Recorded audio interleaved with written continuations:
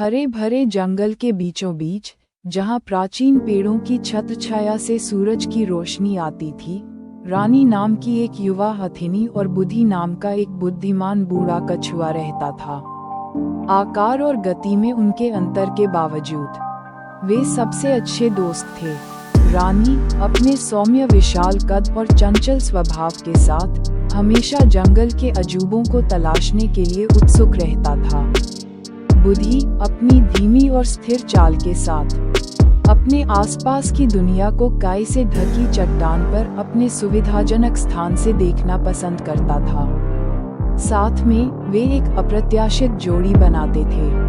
उनकी दोस्ती उतनी ही मजबूत थी जितनी कि उनके आसपास के प्राचीन पेड़। एक दिन जब रानी जंगल के तालाब के ठंडे पानी में मस्ती से छप छप कर रही थी, उसने देखा कि बुद्धि पास की एक चट्टान पर बैठा है। उसका खोल सूरज की रोशनी में चमक रहा है। रानी हमेशा उसकी खुशी को साझा करने के लिए उत्सुक जोर से तुरही बजाई और बुद्धि को पानी में शामिल होने के लिए आमंत्रित किया। बुद्धि, जो पहले तो हिचकिचाया, लेकिन अंततः रानी के उत्साह से प्रभावित हो गया। वह धीरे धीरे तालाब के किनारे पहुंचा और रानी की सूंड से हल्के से धक्का देकर ठंडे पानी में सरक गया। जब वे पानी में छप छप करते और खेलते थे, तो रानी और बुद्धि को पानी के प्रति एक समान प्रेम का एहसास होता था।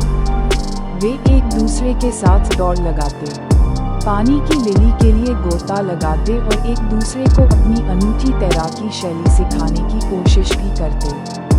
हर बीतते दिन के साथ उनकी दोस्ती मजबूत होती गई। उनके मतभेद ताकत और समझ का स्रोत बनते गए। रानी ने बुद्धि से धैर्य सीखा, जबकि बुद्धि ने रानी से सहजता के आनंद को अपनाना सीखा।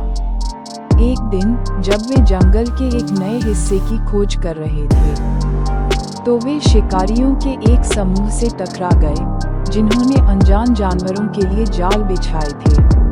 रानी ने अपनी सूंघने की क्षमता से खतरे को भांप लिया और तुरंत बुद्धि को सचेत कर दिया।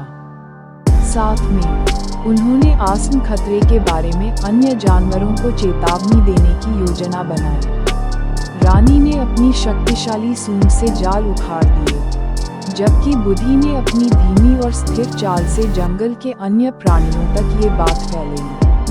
उनकी टीमवर्क की बदौलत जंगल के जानवर शिकारियों के जाल से बच पाए और जंगल अपने सभी निवासियों के लिए एक सुरक्षित आश्रय बना।